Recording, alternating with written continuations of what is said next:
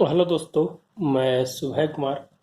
दोस्तों 65th BPSC का जो हैंड रिटेन नोट्स जो आपको आ रहा है दोस्तों साइंस इनटेक का, उसी के क्रम में दोस्तों आज एक छोटा टॉपिक है और बहुत इम्पोर्टेंट टॉपिक है इस बार के लिए। लोग डायरेक्ट हीट का तो क्वेश्चंस कर लेते हैं, परमाणु ऊर्जा हो गया, नवीकरणीय ऊर्जा हो गया, परमाणु हथियार हो गया, रक्षा नीति हो गया, जैव प्रौद्योगिकी हो गया। तो ये आपका श्योर शॉट है कि ये इतना क्वेश्चन तो पढ़ते ही हैं। लेकिन जो बीपीएससी ने अपना जो ट्रेंड चेंज किया है दोस्तों, उस ट्रेंड को देखते हुए अब है जो आपको थोड़ा सा और ब्रॉड में सोचना होगा। तो सेल गैस इस टॉपिक में मुझे ऐसा लगा कि इसको टच कर सकता है बीपीएससी, सेल गैस को। क्या है कि नई तकनीक के द्वारा है जो ऊर्जा का उत्पादन किया जा रहा है। तो इसके अनुसार मैं दोस्तों सेल गैस को मैं अपने इस टॉपिक में जोड़ा हूँ कि अगर आपको पूछ दे और अगर आपके पास ऑप्शंस नहीं हो तो क्या कीजिएगा। तो इसीलिए दोस्तों सेल गैस को आप जरूर पढ़ के जाइए। इस बार का टॉपिक है कि इसको टच कर सकता है।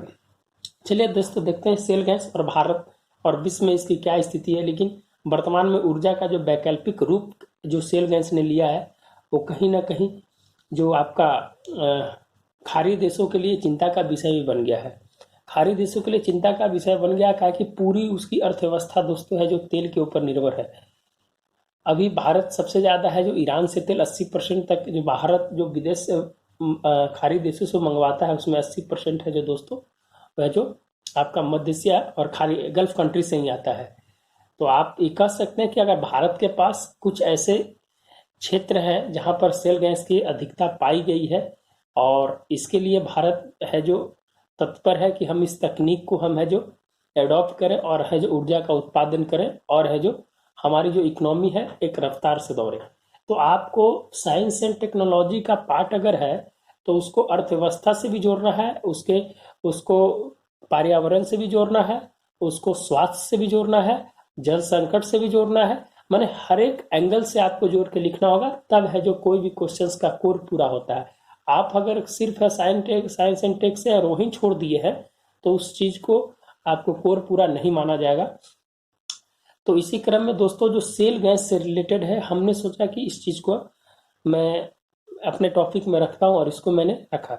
सेल गैस होता है क्या दोस्तों? सबसे पहले सेल गैस एक प्राकृतिक गैस है दोस्तों। ये चट्टानों में उपलब्ध जैविक तत्व से बनता है और चट्टानों के बीच पाया जाता है। क्या होता है दोस्तों? चट्टानों के बीच में पाया जाता है। ये वैकल्पिक ऊर्जा के रूप में इसको देखा जा रहा है और उत्पादन में कृत्रिम उत्प्रेरक की आवश्यकता हो, उसको ड्रिलिंग किया जाता है। उस तरह से है जो हॉरिजॉन्टल ड्रिलिंग किया जाता है, इसलिए इसको कृत्रिम उत्प्रेरक की उसकी आवश्यकता होती है। दोस्तों सेल गैस के बारे में आप इंट्रोडक्शन में ही लिख सकते हैं कि एक प्राकृतिक गैस है और यह अपसादी चट्टानों में पाया जाता है। दोस्तों आप ये भी है जो इसमें याद रखिएगा कि अपसादी चट्टानों में ये पाया जाता है ज्यादातर।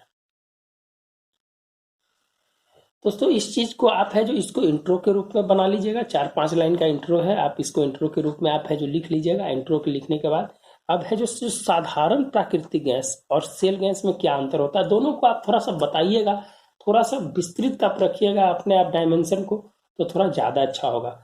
प्लस जो साधारण प्राकृतिक गैस होता है दोस्तों, वो क्या होता है, जो पृथ्वी के नीचे जो जो दबाव होता है, उस दबाव से जो गैसों का जो निर्धारण जो ऊपर की ओर होता है, तो वो आकार चट्टान के पास टकराती है और वहीं पर है जो अपना भंडारण का निर्माण करती है। ये सब भंडारण की तरह इस तरह को दिखाया गया है दोस्तों। यहाँ पर है जो इस तरह से भंडारण का निर्माण करती है और ये जो रहती है गैसेज जो रहती है दोस्तों, ये कीचड़ और गाद के रूप में ज्यादा रहता है। कीचड़ और गाद के रूप में रहता है और यही के ऊपर में है जो आपका गैस का फ्लो किए हुए रहता है और यही फ्लो है जो आपको है जो निकाला जाता है इसका। तो यह दोस्तों इस तरह से भंडारण होता है जो जो नीचे में पाया जाता है। कहीं भी आपका केजी बेसिन हो गया या कहीं भी है आपका जो गैस पाया जाता है, तो यहाँ पर कीचड़ होता है और कीचड़ के ऊपर है जो इस तरह से फ्लो किए मैंने ऊपर हवा हवा करे हैं कि वहां पर है जो एक स्थिति का भंडारण रहता है और यहीं से है जो उसको ड्रिलिंग करके ऊपर है जो निकाला जाता है, उसके है जो उसको है जो बनाया जाता है और एक कीचड़ के रूप में रहता है दोस्तों। और कीचड़ के ऊपर में है जो गैस है जो फ्लो करते रहता है। तो ये साधारण प्राकृतिक गैस। सेल गैस क्या होता है दोस्तों? सेल गैस होता है जो चट्टान है, ये चट्टान होता है, चट्टान के नसों में पाया जाता है। कहाँ पाया जाता है दोस्तों? चट्टान के नसों में पाया जाता है। तो यही है जो सेल गैस की यही प्राथमिकता है कि इसको जो हम निकालते हैं तो इसके अंदर हम ड्रिलिंग करते हैं। ड्रिलिंग करने के बाद इसमें और जो प्रक्रिया होती है, प्रक्रिया से इसको गर्म किया जाता है और गर्म करने के बाद जो इससे गैस निकलती है वो गैस होता है जो आपको सेल गैस नाम दिया जाता है। तो आप प्राकृतिक गैस भी समझ गए होंगे और सेल गैस भी समझ गए। समझना इसलिए जरूरी है दोस्तों कि आपको लिखना है मेंस में। सॉरी, लिखना है मेंस में, लिखना है तो आपको समझना कोई भी मैटर के लिए जरूरी होता है दोस्तों। अब इसकी उत्पादन विधि क्या है दोस्तों? उत्पादन विधि है कि चट्टानों में क्षैतिज खनन, हॉरिजॉन्टल ड्रिलिंग किया जाता है। ये ड्रिलिंग किया जाता है, हॉरिजॉन्टल ड्रिलिंग किया जाता है। उसमें जल और चट्टान के छोटे टुकड़े और रसायन को डाला जाता है। जो है इसमें, उसमें छोटे टुकड़े और रसायन को डाला जाता है। जल की बहुत ज़्यादा जरूरत होती है। एक बार निष्कर्षण के लिए 5 से 9 मिलियन है जो आपकी पानी की जरूरत पड़ती है। तो पानी संकट का भी स्थिति खड़ा हो जाएगा। आपको दोनों स्तर से बैलेंस करके देना होगा। आगे हम दिखाएंगे कि कहाँ कहाँ संकट इसका है, कहाँ कहाँ प्रॉब्लम है। जिसका एडवांटेज है उसका डिसएडवांटेज भी है दोस्तों। तो इसमें जल की बहुत ज़्यादा अधिकता जरूरत पड़ती है। इसीलिए दोस्तों इसमें जो दूसरे जो प्रक्रिया में जल, चट्टान के टुकड़े और रसायन को डाला जाता है और उसके बाद उसको पायरोलिसिस प्रक्रिया से गर्म करने पर जो उसमें तरल पदार्थ जो बाहर निकलता है वो जो जो इसकी 2 विधि होती है। एक C2 विधि होती है, एक C2 विधि होती है और एक विधि और होती है जिसपे है जो टेम्परेचर पर गर्म किया जाता है 530 डिग्री और 900 डिग्री फ़ारेनहाइट पे। वो गर्म करने के बाद क्या होता है कि वो तरल पदार्थ है जो बाहर की ओर निकलता है।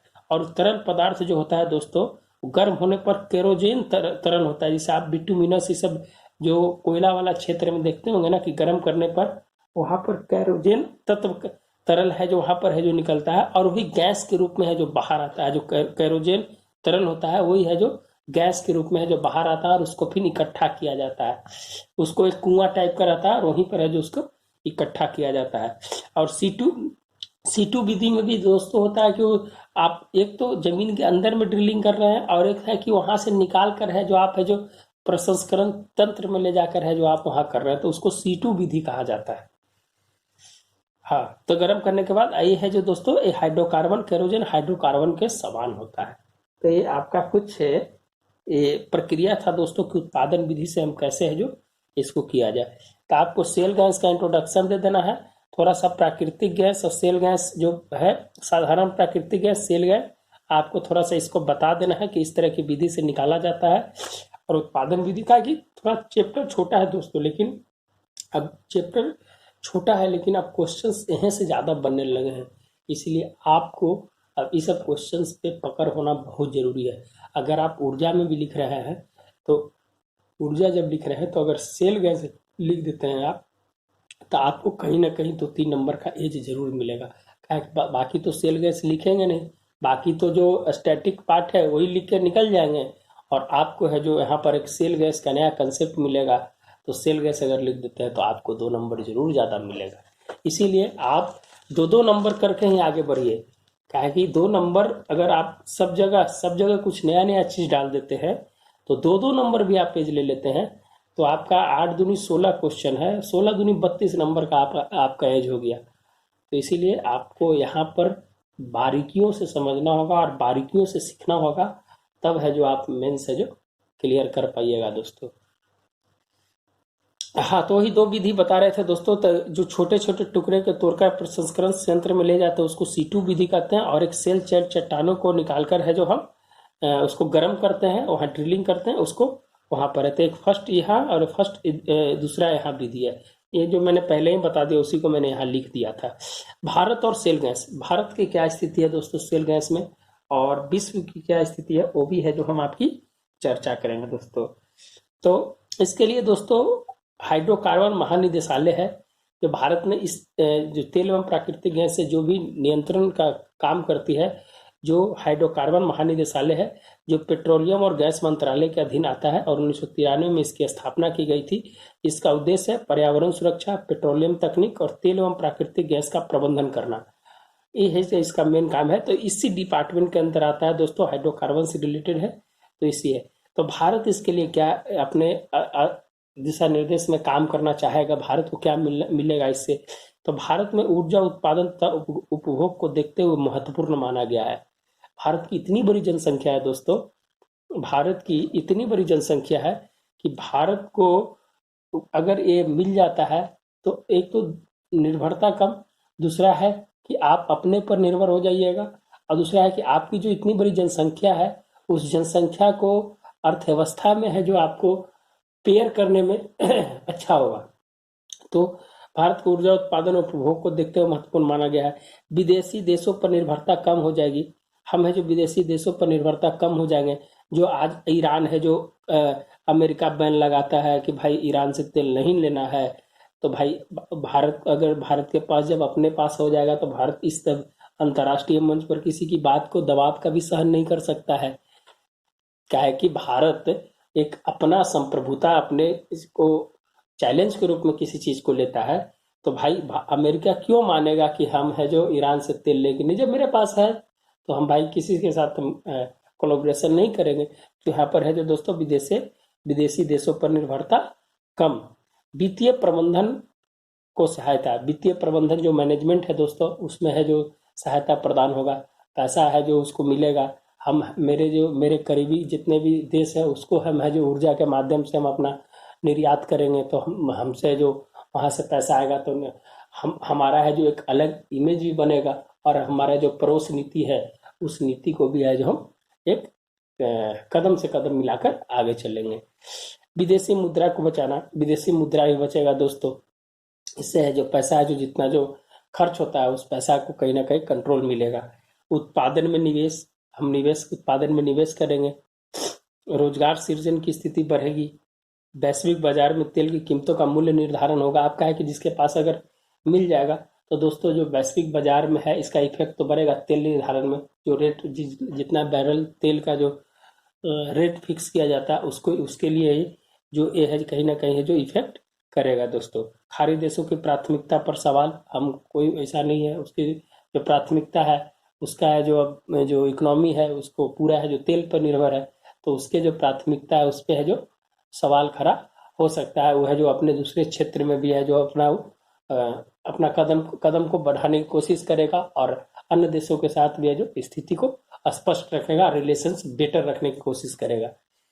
उद्योगों को बढ़ावा मिलेगा, जनसंख्या नियंत्रण से रिलेटेड, जनसंख्या पर जितना जो आपका दबाव होता है, रोजगार मिलने से जो दबाव कमेगा दोस्तों, हर एक क्षेत्र में रोजगार सृजन होगा। तो कुछ ऐसे दोस्तों सेल गैस क्या है कि एक ऊर्जा का माध्यम होता है दोस्तों। अगर किसी देश में अगर ऊर्जा है तो समझिए कि वो संसाधन और वहाँ की परिपक्वता और वहाँ का जो दबाव है, जनसंख्या की दबाव है, उस दबाव को भी कम करता है। ऊर्जा अगर मिलेगा तो रोजगार, इतना उद्योग खुल जाएगा दोस्तों, क्या है कि आपके पास ऊर्जा की कमी नहीं रहेगी, उद्योग ज़्यादा खुलेगा तो लोग बेरोजगार कम होंगे, रोजगार सृजन ज़्यादा होगा, तो अर्थव्यवस्था को स्पीड है जो दुगनी स्पीड से है जो उसकी रफ्तार बढ़ेगी। तो सबको कोलैबोरेशन करके लिखना है दोस्तों, सब कोलैबोरेशन कीजिएगा तो आपका आंसर बहुत बढ़िया होगा। आप इसी तरह से लिखने के हर एक क्वेश्चंस को ऐसे ही लिखने की कोशिश कीजिए। भारत के कौन कौन सा क्षेत्र में है जो दोस्तों बताया गया है कि भारत के गंगा बेसिन, आसाम, तमिलनाडु, महाराष्ट्र और खंबात की खाड़ी वाले एरिया में दोस्तों है जो इस 5 ऐसे क्षेत्र है जो ओएनजीसी ने 5-6 ऐसे क्षेत्र हैं जिसको चिन्हित किया जहां सेल गैस की प्रधानता पाई जाती है। तो दोस्तों इसलिए पाई जाती है कि गोंडवाना लैंड का इधर इलाका है, फिर असम के पास भी है दोस्तों, खंभात की खाड़ी के पास भी है, तो वहां पर जहां जहां ज्यादा है जो इसकी प्राथमिकता देखी जा रही है दोस्तों। इसका प्रभाव क्या है दोस्तों, अब इतना टोटल जो दोस्तों भारत में है 187.5 ट्रिलियन घन है जो आंका गया है कि भारत में एक औसतन है जो ओएनजीसी ने बताया है, लेकिन अमेरिका के एक एजेंसी में भारत में 97 मिलियन ट्रिलियन घन है जो भारत को बताया है, 97। कुछ आगे डेटा बताएंगे दोस्तों। इसका प्रभाव क्या है, तकनीक महंगी है, बहुत तकनीक है दोस्तों। वहाँ एक बैरल की कीमत वहाँ पर है जो $40 पड़ती है दोस्तों अमेरिका में। अगर यहाँ अगर ड्रिलिंग करके निकालेंगे, तकनीक अपने पास है नहीं दोस्तों, ये है जो अमेरिका की तकनीक के ऊपर है जो डेटा को बता रहे हैं। जो डेटा है बैरल $40 का वहाँ पड़ता है। अगर भारत में इसका उपयोग किया जाए तो उसका $200 पड़ेगा। इस चीज को कम करने के लिए अमेरिका से बातचीत चल रही है कि हम सस्ता में आप कितना सस्ता में है जो हम है जो इसको निकालने में सक्षम हो जाए। लेकिन ये वर्तमान जो है डेटा है $40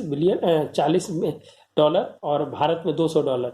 इसको भारत $100 लाने की कोशिश कर रहा है कि $100 तक अगर हमारी तकनीक निकालने में सक्षम हो जाएगी तो हम इसका है जो इसका गैस निकालने की तकनीक को हम है जो चालू कर देंगे। जल की ज्यादा जरूरत होती है दोस्तों। 5 से 9 मिलियन लीटर है जो एक बार प्रसंस्करण, एक बार जब निष्कर्षण करते हैं जब गैस निकालने की स्थिति को, तो 5 से 9 मिलियन लीटर है जो आपका जल की जरूरत पड़ती है।